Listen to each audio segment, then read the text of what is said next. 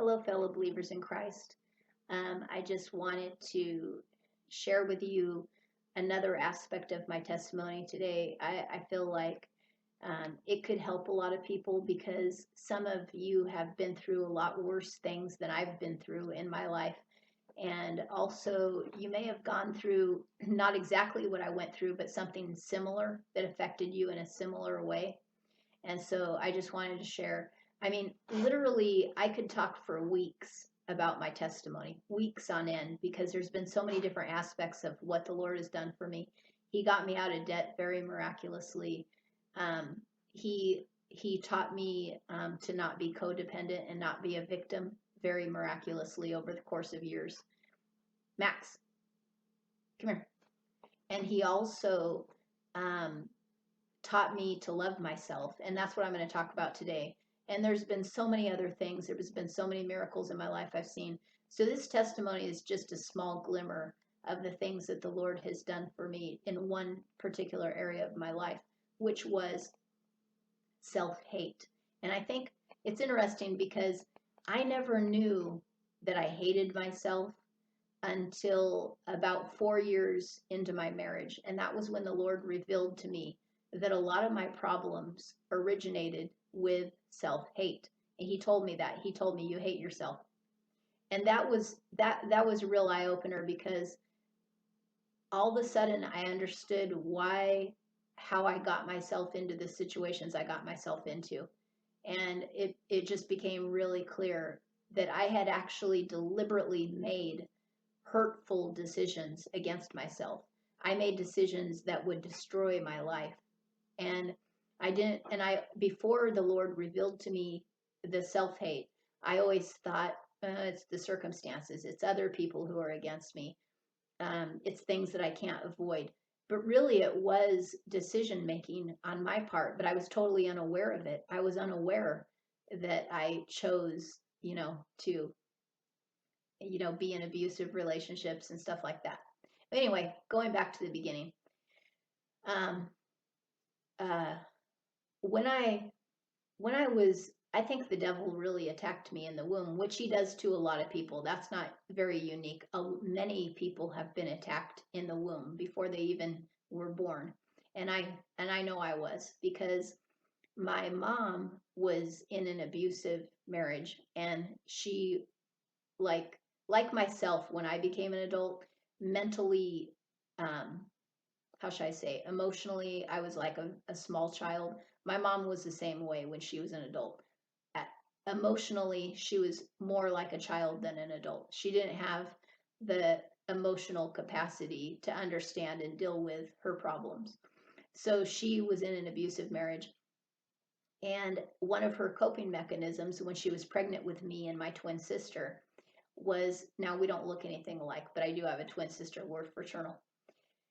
When she was pregnant with us, she ate and ate and ate, and that's the heaviest she ever was in her whole life. And I saw one photograph of that time when she was pregnant with me and my twin, and she looked like she's about 350 pounds in that picture. I mean, just by looking how wide she was a ball, like shaped like a ball. And I think she was like 5'11" or something, so she's already a tall woman, but shaped like a ball, she had to be at least 350, possibly more. So, um, anyway, so she ate and ate and ate, and the doctor kept telling her when she went for her like prenatal or whatever, he would tell her, "You're getting too heavy. You have to lose weight. You have to stop eating." She didn't listen to him, but his words were true because he knew that grossly obese women often have miscarriages, or they have children who have, um, uh, disorders and deformities and stuff like that. So anyway, but in her childlike mind, she couldn't obey the doctor. So she just kept eating and kept getting bigger.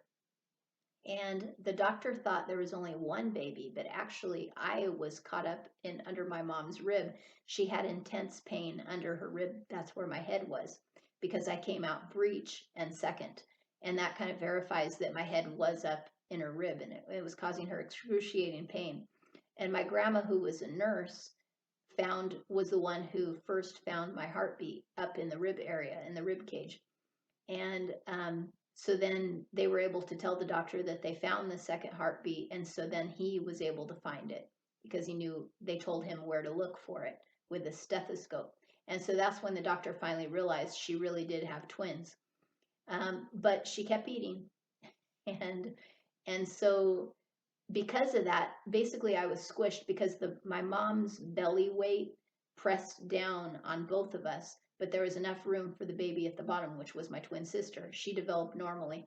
There wasn't enough room for me. I had my head up in the rib area, and the right side of my head and my right shoulder and my right arm were all getting squished. So when I came out, um, the right side of my face was flatter than the left side. And to this day, it still is, which most people don't notice, but I see it clearly. But a lot of people claim they can't tell. But the right side of my face is much flatter than the left side of my face. And my right shoulder was all atrophied and as skinny as a point, which it still is today. And my right arm was still in the fetal stage of development. It didn't have a thumb. It never developed the thumb, and it never developed the length. It never developed the elbow properly. So I have a working wrist, but my elbow doesn't work because it didn't get to develop to that point. And I don't have a thumb, but I have the other four fingers because my arm never got to that stage of development where you get a thumb and you get a working elbow and all those kind of things.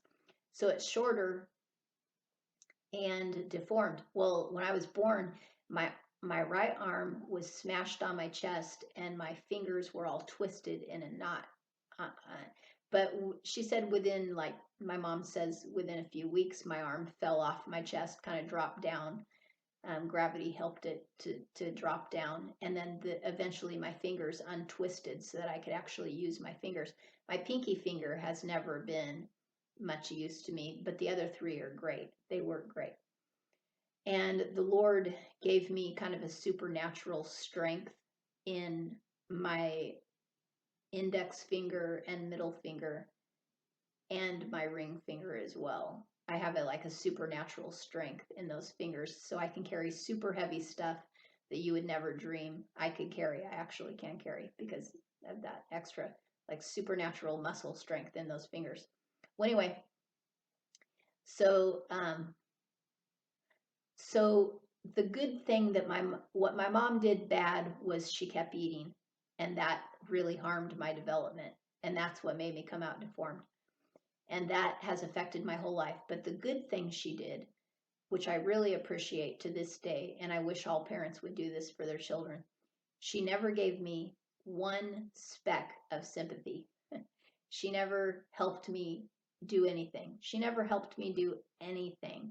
Anything. I mean, nothing. She gave me no assistance of any sort. And she never talked to me about, how are you feeling today, honey? How are you getting through the day? And actually I really appreciate all that because it made me really strong, and it made me not see myself as being handicapped, and it made me basically do everything that everybody else did. No one, and because she did that, my siblings followed suit. I had 5 siblings, and they all imitated my mom's position, which was that I didn't need any help, and that no one needed to feel sorry for me, that I was just like everybody else, just as capable as everybody else. Leave me alone, let her do her own thing. So I grew up not with a handicapped frame of mind, and basically I did anything that anyone else did. I remember when, so that was really good. I remember when in 5th grade, in PE, we were all told to climb a rope that goes up to the top of the ceiling. So, of course, I wanted to climb the rope like everybody else. I wasn't about to say I couldn't do it. So I used my legs as a second arm to hold myself in place while the left arm was reaching up and pulling. And so that's how I got up to the top. But I didn't go all the way up to the top, because when I was almost to the top where you could ring a bell, and that's what I wanted to do, I looked down and I noticed the entire gym of students and teachers were all looking at me. So since I kind of already had a fear of success syndrome and I didn't like being the center of attention, so immediately when I saw them looking at me, I just went ahead and went down. And I never went to the top and rang the bell like I should have. To this day, I regret not going to the top and ringing that bell. I probably would have gotten a big applause if I had, but I didn't. But I didn't want to be the center of attention, so I went straight down when I was like, I don't know, probably 3 feet from the top. And so that's just one example of how, I just always did everything. I always did push-ups and sit-ups too. Now, the push-ups, I was sideways because when you're doing push-ups and you have one arm that's long and has an elbow and the other arm that's short and does not have a working elbow, you will basically your right arm is staying stationary while your left arm is doing all the pushing up. So the left side of your body is going up in a tilted motion, and that's how I always did my push-ups. The right side of my body was above ground, and my right arm was holding it above ground, but only the left side was going up. So all my push-ups were like that, but I did my push-ups.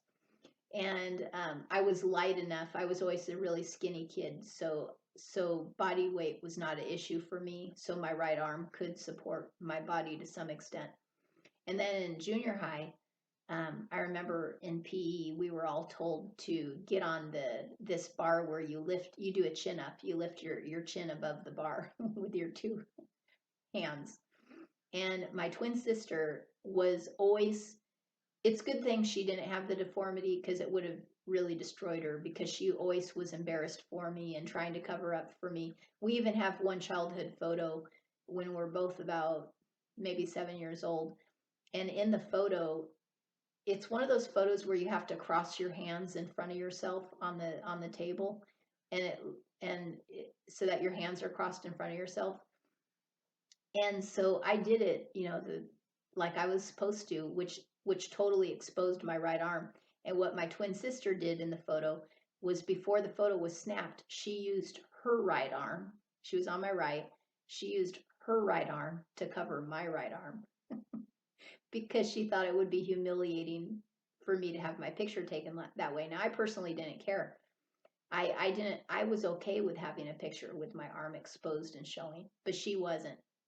So anyway, when we were in line to do the chin up, my twin sister tried to stop me and she said, "You don't have to do this." And I said, "Yes, I do," because I was determined to be like everybody else. So anyway, of course, I put both arms on the bar, both hands on the bar. I was able to lift myself for less than a second. But the boy who was in charge of counting seconds claimed that I was up for 1 full second. So I got 1 second. And so I knew he was just being generous and kind. But I was okay. I tried. That's all I cared about, was I had to try everything. I didn't have to be good at anything in my own mind. I never expected myself to be good at anything, but I was determined always to try. So it was okay with me that I was up there for less than a second. All that mattered to me was that I did it and I tried. I did my best. That's all I cared about. So I walked off fine. So you see what a great thing my mom did for me by never giving me sympathy, never patting me on the back, never consoling me, never letting me cry on her shoulder, never helping me with anything. She actually did me a world of good. And I wish all parents would treat their so-called handicapped kids that way, because then the handicapped thing was all a misnomer with me. A lot of people have accused me of being disabled in my life and accused me of being handicapped, and it's never been true. But anyway, now the sad part, I will tell you. We had a lot of dysfunction in our family, as you can imagine, because remember, my mom was in an abusive marriage and my mom was a codependent, so she became a secondhand abuser herself. So when she got divorced, I won't go into great detail, but let me just say our family was, our home life was a life of complete chaos, complete disorder, total dysfunction. It was not a safe place to live. It was never safe to be at home. Never safe. Anything could happen. You could get hit, you could get kicked, you could get cussed out. you wouldn't be fed. I often went hungry when there was plenty of money to feed me, but I went hungry anyway. I always lived like a poor person, even though the income coming into the house was sufficient for all of us to have food and clothing. But I always lived like we had nothing, like we had no income at all. Basically, I all my underwear was hand me downs, and anyway, I won't go into too much detail, but there was a lot of hurt and dysfunction and shame and torment and fear at home. And there was fear of bodily harm at times, although not always on a daily basis. But anyhow, so that coupled with the fact that I looked like an alien from outer space made me, over the years, become a real deep self-hater. I totally hated myself, but I was unaware of it.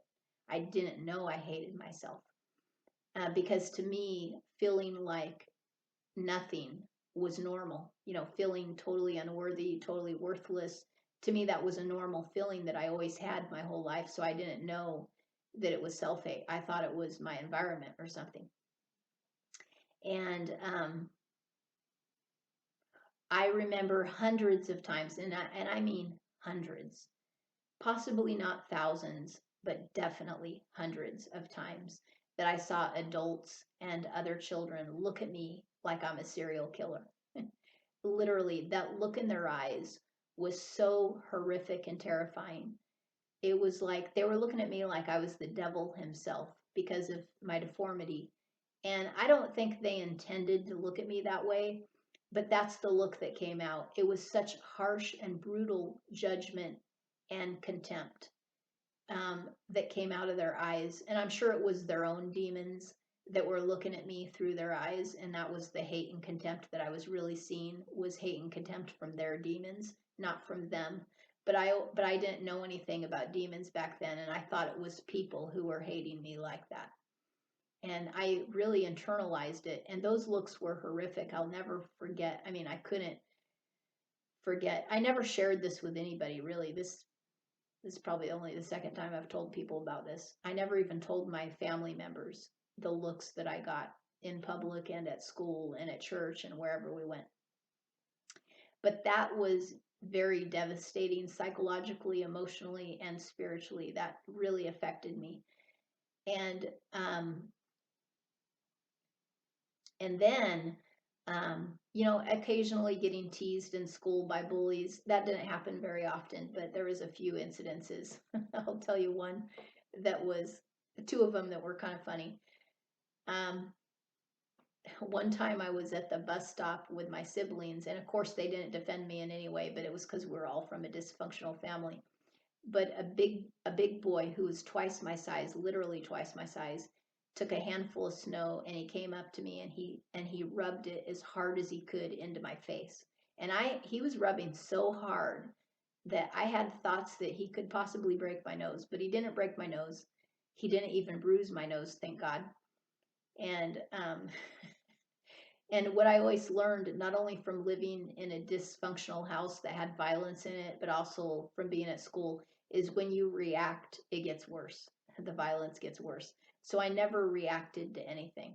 So when he did that, I didn't react. And of course, after that, he left me alone. And this was always how you get bullies off your back, is don't react, because the reaction is like fuel to the fire, and they'll just keep doing it over and over and over. If they see you cry, or if they see you defend yourself in any way, or if they see you in any way be affected, you will continue to get bullied. So thank God the Lord himself told me, showed me and taught me not to ever react. But the downside of not reacting was that I internalized so many things, and I never sought out help. I never told anybody I was hurting. I just internalized and internalized all the time. So another funny thing, there were these bullies at this one school that would every day during recess, when I was playing with the other kids on the bars, the monkey bars, where you can twirl around. And I don't know how I was able to do this. Even at the time, I didn't understand how I could do this. But somehow, even with my little deformed right arm, I was able to put my leg over, or my knee over the bar, grab my shins with both hands and twist around in circles around in the bar. I don't, to this day, I don't know how I was able to do that, because to me it made no sense for somebody like me to be able to do that, but I could. So anyway, I would do that every day with my girlfriend who had dark hair. I don't remember her name. And every single day, these bullies would come up and they would call me names and try to make me cry and intimidate me. And of course, I never cried, because you don't do that. That's a reaction. You don't react. So I never cried, and I would always try to reason with them a little bit, but they would just go off, and the next day they'd come and do it again. One day I was kind of like, I'm sorry, to my girlfriend. I said, I gotta go play somewhere else. I'm tired of you having to listen to all this every day. And she said, no, don't leave. Stay with me. I love you. I'll protect you. And I said, no, no, no. I have to play by myself today, because I'm just sick of you having to listen to this. So I went away from the monkey bars, and I went to this other apparatus that had, and it's so funny how the teachers were never there and they never intervened. Isn't that interesting? And I am a teacher, and I know that if the teachers weren't intervening, it was on purpose. It wasn't because they didn't know. I know that as a teacher. But anyway, so I went to this other apparatus that's shaped like a pyramid or a teepee, and it doesn't have any sides. It just has four um, bars that go up into a point like a pyramid. And so you can climb it to the top. You can just climb the bar to the top. So somehow I was over there. I was over there on purpose because no one else was there, and I was tired of my friend hearing all of the junk coming out of their mouths. And I knew they would come and try to harass me there. So I thought, okay, this would be a great opportunity. So they came over, and of course they were calling me names and blah, blah, blah. And so they decided that since we were all at this TP apparatus, that they would challenge me to go up to the top. So they said, you can't go to the top. And I said, yes, I can. I know I can. And they said, no, you can't, not with that arm. And so I said, I'll tell you what, I'll race that guy. There was 3 or 4 of them, and the guy who was not the guy who was the smallest, I said, I'll race against that guy. Now, even though he was the smallest, he was still really chubby. He had a big belly. They all did. They were all fat. In my opinion, they were all fat because they had big chubby bellies and they had big chubby faces, and they weren't skinny and scrawny like me. So I thought they were fat. They probably weren't, but I thought they were. And so I said, I'll race against that guy because he's the smallest, but he still won't beat me because he's too fat to get to the top as fast as I can. And that's what I said to them. But I was trying to be nice about it. And they go, oh, no, you can't get anywhere because you have that short arm, blah, blah, blah. And I'm like, okay, let's try. And I said, if I win and get to the top first, then you guys go away. And they said, okay, but you'll never get anywhere. So then the leader who was the fattest of them all, he commanded the littlest guy to race against me. So we counted 1, 2, 3, let's go. So of course I was able to get up there just like a monkey, faster than anything, because I used my legs as a second arm, and my left arm I used to do all the pulling. And because I was so scrawny, because I wasn't getting fed properly at home, I was able to get up there really fast because my left arm had not much to pull. And this is what I understood that the boys didn't, was that boy who was chubby, he probably didn't have enough arm strength to pull himself up because he was so heavy and he wasn't used to doing things. So of course he's the one who didn't get anywhere. He only got up like a foot or 2 at the most, and he wasn't even halfway up the pole when I was at the top. So I was like, okay, I won. Goodbye. See you later. Anyway, after that they never really teased me again. But the interesting thing is I don't really remember the rest of that school year. So it's interesting how their teasing was the main thing on the playground. And when it ended, it was like everything ended. All my memories ended. I don't remember anything after that because I was always internalizing and always seeing the negative. Now, there were many people who came into my life throughout the years growing up and as an adult who truly loved me, treated me as an equal, reached out to me. But what my mind and my heart always focused on was the negative. And it was the negative interactions that shaped how I thought of myself, not the positive ones. And there were plenty of positive stuff that happened. Um, Another thing that happened as a child and as an adult that hurt me deeply, and this was worse than those horrific stares. To me, this was even more hurtful. But those stares were pretty bad. Maybe it was equal to those. People would sometimes tell me that they felt sorry for me, and this always made me furious, absolutely furious, because I knew in my heart, and I still do to this day, that there's no way you can feel sorry for somebody unless you think you're better than them. It's not possible. You have to see yourself as better in order to sympathize with somebody else. I mean, in that way of feeling sorry for you, but I'm not going to do anything for you. And so I think people were just on an ego trip every time they told me that. And what I wanted to say was, why don't you feel sorry for yourself? Because you're ugly, you're fat, you're stupid.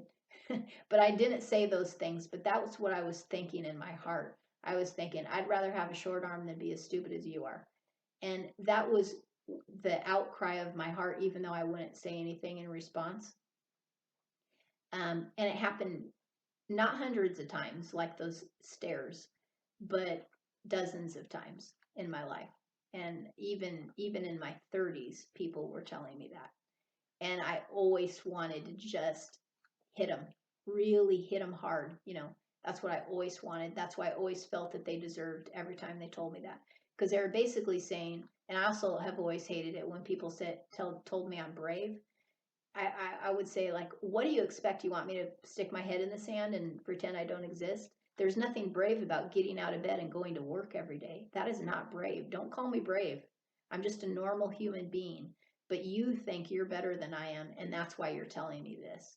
And even now, as a born again Christian, I still think that that was really the motive.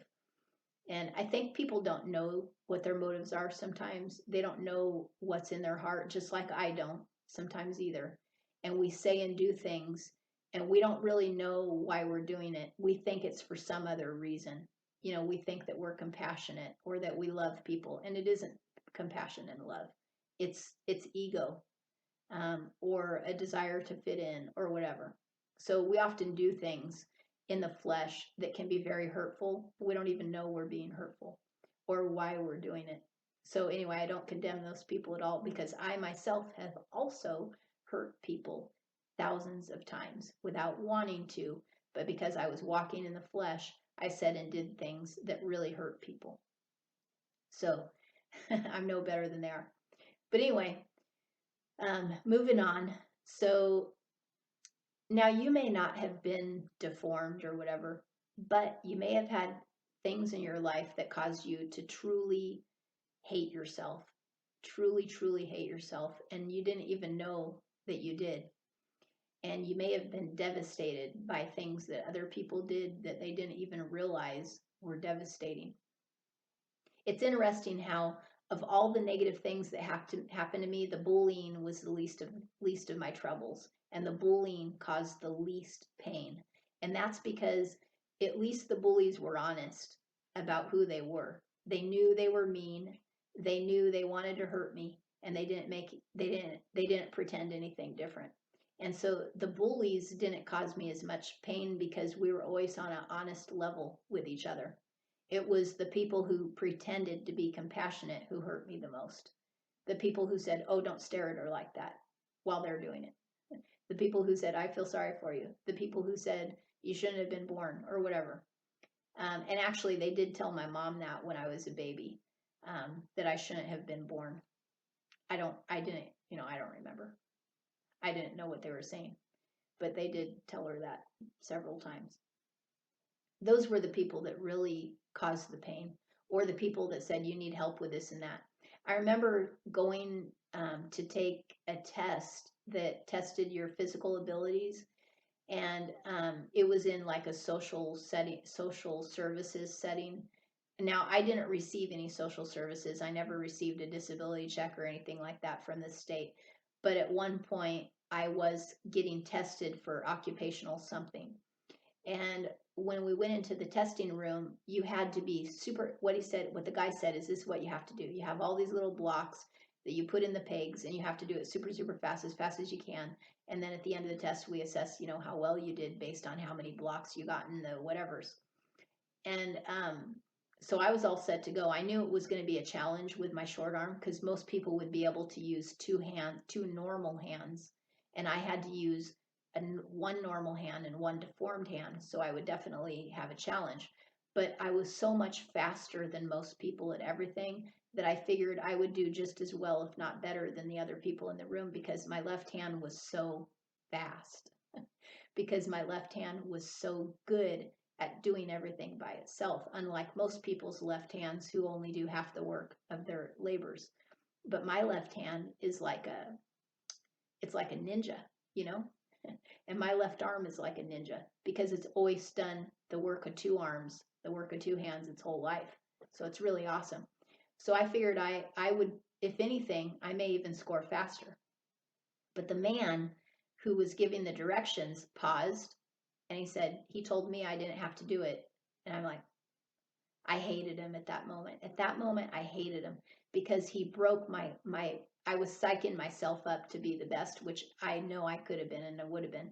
But when he said that, it was like he didn't have any faith, and it made it hard for me to psych myself up. And I was so furious, absolutely furious with that man. I wanted to scream. I wanted to hit him because he said that I didn't have to do the test. And I think what I did was I didn't do the test. I was so furious that I just didn't do it. But I wanted to kill that guy. Absolutely wanted to kill him. And you know what? If he hadn't have said anything, I would have got the highest score. I'm positive of that. But again, I can't, hold anything against him now because he had no clue what he was doing. Remember, Jesus said on the cross, Father, forgive them, for they know not what they do. That man was trying to do me a favor. He was trying to say, you can opt out, you're fine, we'll just say you passed. He was trying to be nice to me, but what he did was really hurtful and damaging, and all it did was make me mad, and it made me not get high scores on a test that I should have gotten high scores on. So anyway, we just got to not walk in the flesh, because when we walk in the flesh, we're always going to make mistakes. We're always going to do the wrong thing and say the wrong thing. And I'm preaching to myself when I say that. Believe me, I've walked in the flesh many times and done horrible, stupid things that I should have never done. So, so as Jesus said, forgive them, for they know not what they do. So, then I'll share with you. It affected my relationships too, because, and it wasn't just the deformity and the way that I saw myself, but it was also the abusive way that I was raised. Made me feel so worthless. And I won't go into all the details of the abuse and the different things that I experienced, but I felt so worthless that I had no faith that anybody could ever love me.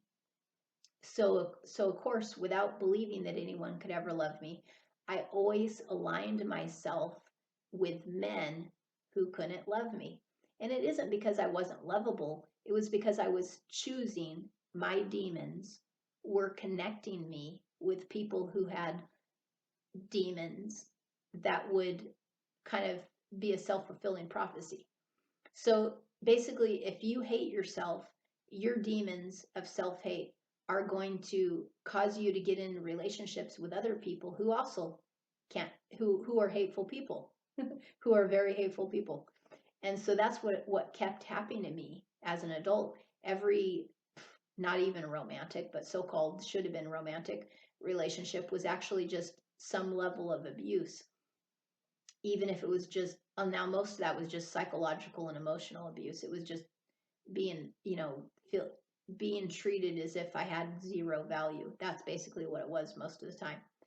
But it was because I in my own eyes, I thought I had zero value. So I was always connecting with people who thought the same thing, who felt the same way.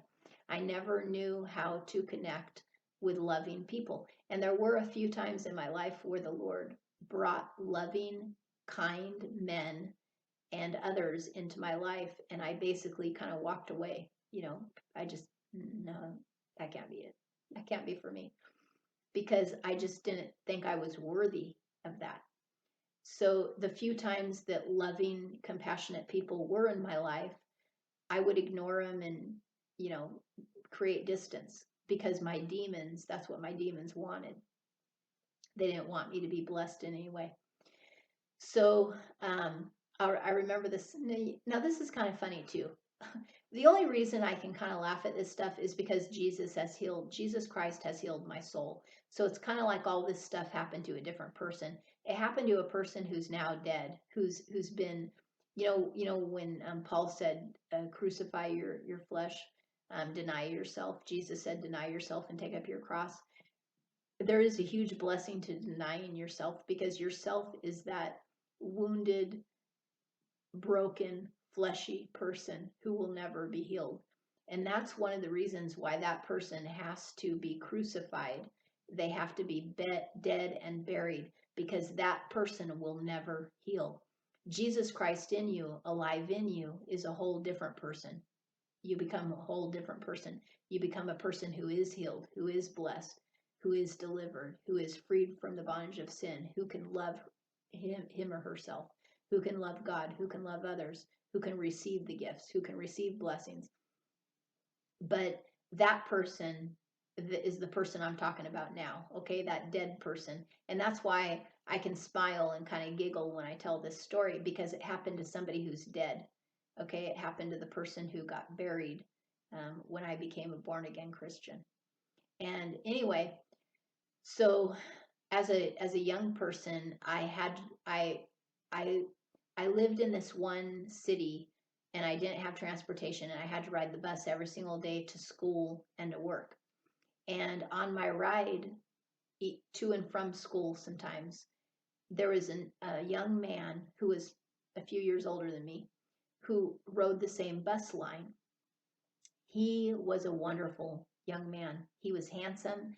He was very kind. Him and I developed a relationship slowly over time. Like the first several months, we just kind of looked at each other and didn't say anything. And then we said hi. And then after a long time, we ended up sitting together. And then after, as time went by, we would chat for a couple of minutes, and we developed a relationship over time to where it got to the point where we were happy to see each other on the bus. We'd always sit together and we'd always have a nice conversation. Now, our conversations were always very innocent. He never flirted or said anything inappropriate. He didn't have a devious mind at all. He was just a sheer gentleman, and he was handsome. Now, I forgot to tell you this. My whole life growing up, I always wore sweaters and coats to cover up my arm as much as possible, because those horrific, evil-eyed stares were just almost unbearable. But if I kept a coat or a sweater on, less people noticed my arm, and I got less stares. So I was always bundled up, even in the boiling, blistering summer heat.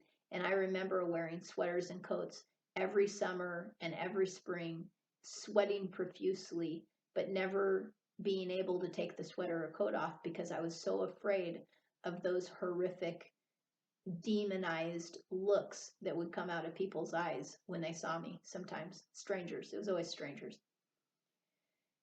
So on the bus, of course, I had this big trench coat that I wore every day in that city, because I had to encounter so many strangers on the bus line, hundreds of strangers. And so I wore a trench coat to try to conceal my arm as much as possible. Now, he wore a fedora hat, and he was bald. And even though it was totally out of date, like fedora hats go back to the 60s, and this was 1989, when we were riding the bus. Nobody wore a fedora hat except him, but he looked good in it, and he did it because he was bald. And I always thought that because one time he showed me his bald head, and I thought he was gorgeous, even with a bald head. He was just a really handsome man, so it didn't matter if he had hair or not. And so, but I understood how he was ashamed of his bald head because I was ashamed of my arm. And I convinced myself to think that that he probably knew about my arm and accepted me. And he understood, even though we never talked about why I wore my coat, we only talked about why he wore his hat. But I just hoped and believed that, because I couldn't talk about my arm. To me, that was too horrific. That's a lot worse than being bald, being deformed. I mean, there's a lot of men who are bald, and it's not considered that anything's wrong with you if you're bald. It's just considered that you're not handsome. But he actually was. So I felt like, so I couldn't bear to speak about my arm. But I was just hoping and believing that he knew that I had it, and that he accepted me with my trench coat, just as I accepted him with his fedora hat. Well, anyway, one day he surprised me. He actually asked me to go out to dinner with him, and it wasn't anything like sexual or overt or anything. It was just a friendly invitation, friend to friend. And I felt so safe around him, and I felt so respected and everything, that I said, yeah, I will go to dinner with you. So his heart's desire was to get a burger at this really great burger place that he loved. And I knew that if we got burgers, and there was nothing else on the menu but burgers. So it wasn't like I could order something that you could eat with a spoon or a fork. I couldn't. It was just all burgers. And so so I thought, well, this is the moment. I guess I'm going to be taking my coat off and using both hands to eat this burger. So when it was served, I went ahead and I took my coat off, and so that I could use my hands, because that big trench coat was really hard to eat a burger in. So, and then I just went ahead and picked up the burger and took a bite. And he was so shocked. He actually did not know that I had a short, deformed arm. He was shocked out of his mind, so much that he started laughing. And everybody in the restaurant heard him laughing, and they were all looking at us, trying to figure out why he's laughing. And it was just sheer shock. He wasn't trying to be mean. He wasn't judging me in any way. He was mostly laughing at himself because he never saw it. And he was like, and he kept saying, I can't believe I didn't see that. I didn't know it. I didn't know. I didn't see it. And he was laughing. And it was innocent, but because I hated myself so much, even at the time, I knew he wasn't really making fun of me, but I hated myself so much that I couldn't bear it. I could not bear that. Anyway, so I didn't take another bite after that. I was like, I'm done. I got through the meal, and when it was over, I never saw him again. And even though he did invite me out a second time, he called me and invited me out, and I said, no, I can't. And I just couldn't, too much judgment, too much self-hate, too much self-judgment. And I couldn't get past that experience. It was just too devastating. And anyway, so life goes on. I ended up getting into a highly, like, unimaginably abusive marriage. Now, it wasn't all physical abuse. There was a little bit of that, but it was a wide range of abuse. In fact, so to such a great extent that you couldn't really, if I told you about my marriage, which I'm not going to do, but if I told you the details of my marriage, you would never think it was a marriage. Okay? You would think it was more like slave and master. That's the relationship that we really had, that I had with my husband. The marriage was only on paper, but in reality, our relationship was always slave and master. That's all it ever was.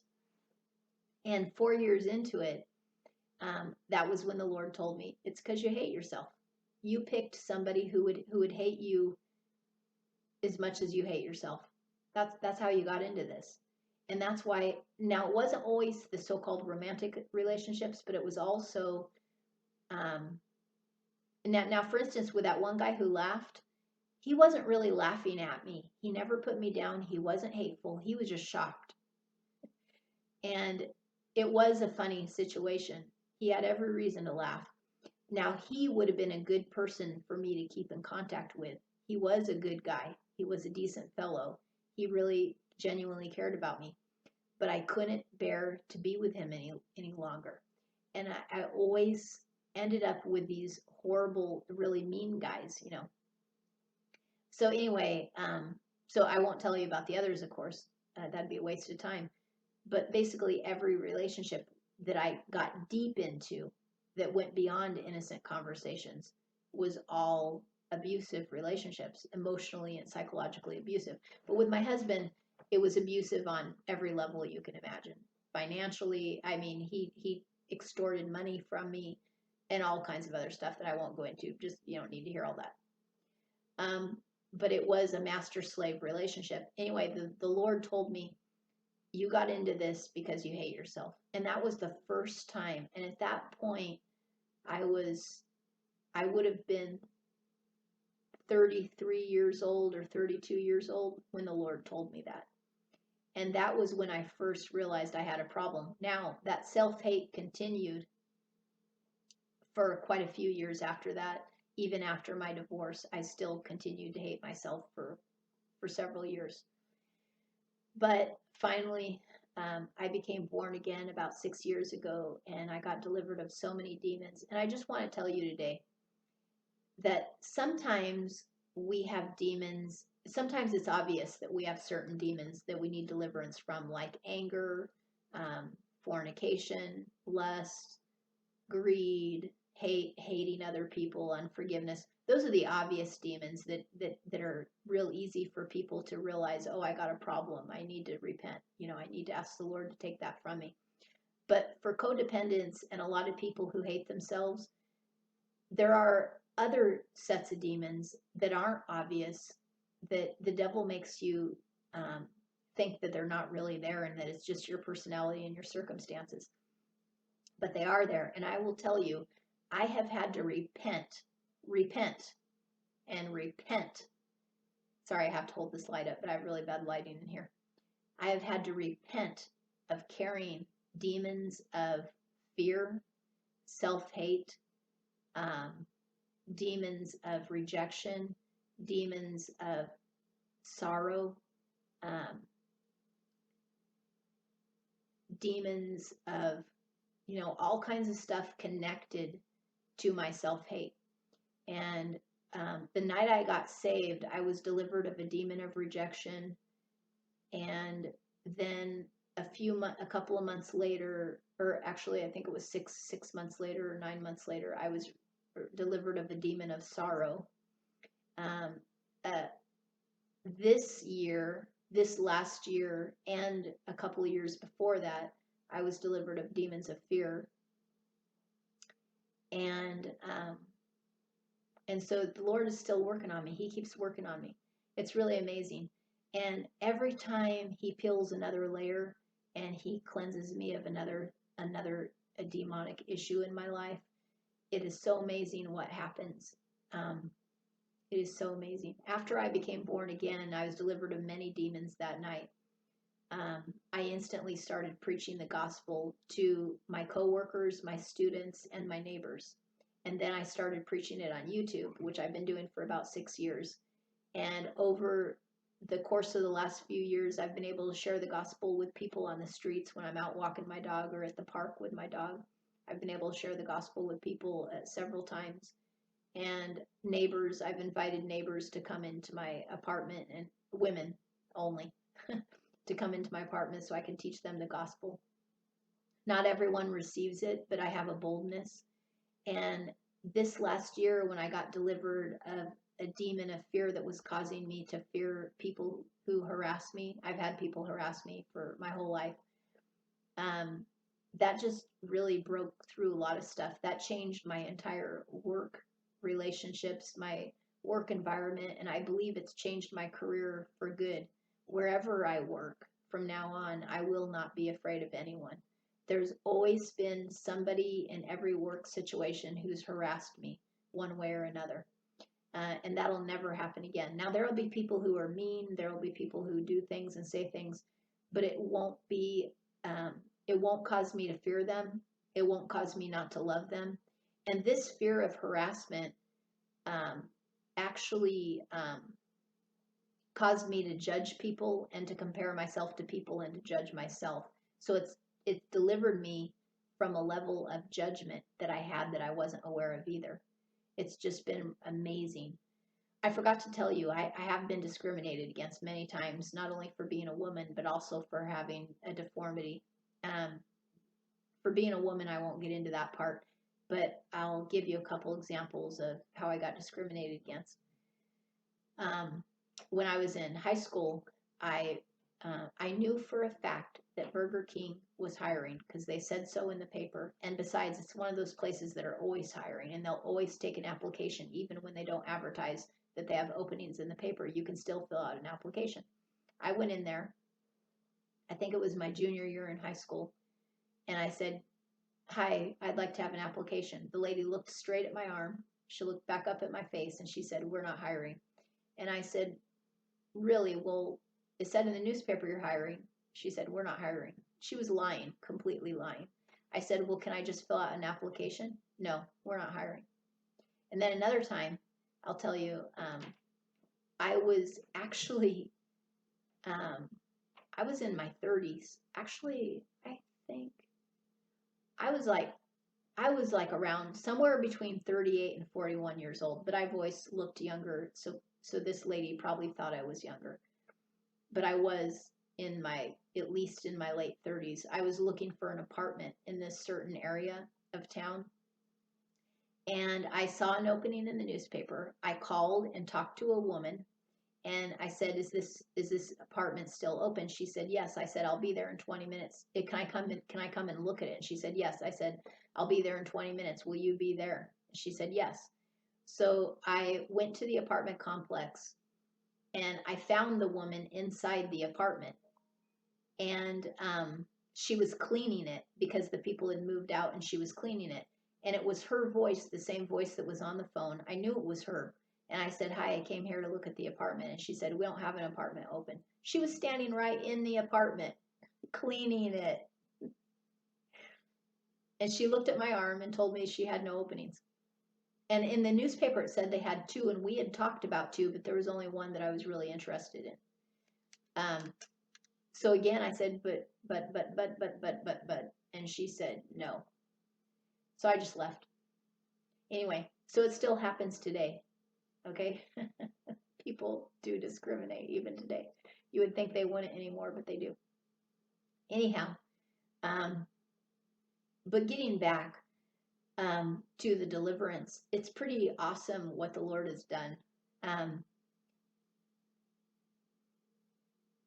I I'm going to be talking to my pastor soon about um, the steps to go through to become ordained. If I need to take a, get a degree or in divinity, or what I need to do. This lady has taken me under her wing in the last several weeks, and I believe she was sent from God. She got me into choir, long story short. She's an amazing woman. Amazing woman. I feel like she's an angel. I know she's not an angel. I'm not going to say that a human is an angel, but it's, the expression of a person being like an angel. It's like she's my ambassador to all the stuff that the Lord wants to bring me into lately. She got me into choir, which was a heart's desire, but I wasn't about to ask to do it because I can't sing. She got me into choir, and now she's tutoring me on how to sing. She's getting me into everything. It's like she's taking me under her wing and introducing me into everything. Today I told her that I wanted to get ordained and preach, and she immediately demanded that I let her introduce me to another lady in church. And that lady has all the connections. It's amazing. That lady was able to answer so many questions. And that lady said, "Send me an email, and then I'll forward it, and then I'll talk to the pastor, and then on and on and on. We'll start the process." Now there's no guarantees, of course, but I know that this is the work of the Lord, so I don't really need a guarantee from man. I just know that God is going to do something great. I don't know exactly what it'll be, but I've wanted to preach my entire life, and anyway, so amazing. but a lot of times the Lord has to cleanse us from our hurts and our past and our demons so that he can do something new in us. And I know that I probably need more cleansing, but I'm so grateful. This is why I'm getting choked up. I'm grateful for what Jesus has done, where he's brought me, all those demonic layers that he's peeled off and out of my life. And believe me, I'm not getting choked up because I feel sorry for myself. I'm getting choked up because of the love of Jesus. He's so good. Anyway, I just thought I'd share that testimony with you. And nobody likes crying in front of other people, but sometimes you just can't help it because Jesus is that good. He's amazing. And he heals the soul. He's here to heal your soul today. He's healed mine incredibly. And I know there's more healing to come. But just amazing. Just ask Jesus. And he fixes everything. He's a fixer. He's a problem solver. He's an artist. He's a creator. He does everything. So anyway, I just can't say enough good about Jesus and all the good things he's done for me. And I know a lot of people have others suffered way more than I ever have. But no matter what your level of suffering, how great it is, some of you listening have probably went through way greater suffering than what I'm describing. But no matter how great a suffering it is, Jesus has been there. Jesus knows. Jesus has a plan. He knows the way out. He loves you, and he wants you to be like him, and he has a plan to make you like him. So it's just a matter of trust. Simple childlike trust. And that's hard to do, because you have to crucify the flesh to do it. You can't do it in your flesh. You do have to crucify the flesh, but trust Jesus to show you how to crucify the flesh. One thing I'll share with you that the Lord showed me a couple of years ago, and I made a video on it, but I'll mention it again, is that the flesh hates restoration. It hates healing. It hates deliverance. It hates blessing. It hates abundance. It hates everything good that can come from the Lord. And so when you're not receiving good from the Lord, I guarantee you, your flesh is alive and active. You have to crucify it in faith. Let it be dead. Because it is no good. All it wants to do is carry baggage. It must die. Your flesh is your number one enemy. It must die because the demons live in your flesh. They reside in your flesh. You don't want demons, your flesh must die. You don't want to hurt anymore, your flesh must die. You don't want to suffer anymore, your flesh has to die. It has to die for you to get out of that stuff, out of that baggage, out of those holes, out of all those dead ends, out of all that torment. Your flesh has to die because your flesh is the pain. It is the baggage. It is everything demonic in you. So that's why the Lord tells us to walk in the Spirit. We cannot be whole unless we're in the Spirit. That's why Jesus died on the cross so that you and I could be born again, because we cannot be whole. We can't really serve him properly. We can't receive his love properly unless the flesh is dead and we're in the Spirit, walking in the Spirit. This is all done through faith. So if you don't know how to do it, ask Jesus to show you. Ask the Holy Spirit to reveal it. Ask the Father. The Father does love you. I never knew my father, but I have a father now who I'm getting to know. It's been a slow process because I never had an earthly father. So it's been a slow process getting to know my heavenly Father. But my heavenly Father is everything. He really loves me. He really does. And it's like I'm his princess, and you are too, or his little Prince Charming. He sees us that way not because we're wonderful, but because he's wonderful. He sees us as his little, if you're a woman, his little princess. And you just have no idea, because in heaven we are going to be like princesses and princes up there because we're part of the God's family. But I'm not glorifying man when I say that. I'm glorifying God because it's only because of his love and who he is that he can treat us so well. And he does treat us like royalty. And anyway, I love you and God bless you. Hope this blessed you.